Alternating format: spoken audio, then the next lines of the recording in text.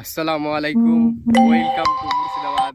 আর মুর্শিদাবাদ মানেই এই যে কৃষি, সব চাষের জমি। আর মুর্শিদাবাদে চাষের জমি মানেই পাট। পাট একটি বড় চাষ মুর্শিদাবাদে। এটা পাট হবে না এর মানেই হয় না। এই যে দেখছেন মুর্শিদাবাদের ভিতরে পুরো সব পাটের জমি। এই যে চারিদিকে শুধু পাট। এই যে মাশাআল্লাহ, এই বছর পাটের দামও আছে শুনছি নাকি 18-20 হাজার। তো চাষিদের জন্য একটি ভালো খবর এটা।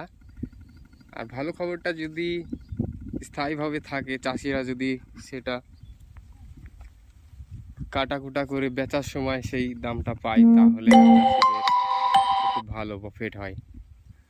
আর না হলে তো চাষিদের ভোগান্তি আর ভোগান্তি।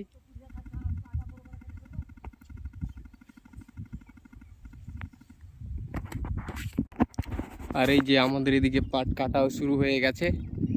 এই যে পাট কাটতে লেগেছে। পাট কিছু কিছু পেকে গেছে, বড় হয়ে গেছে।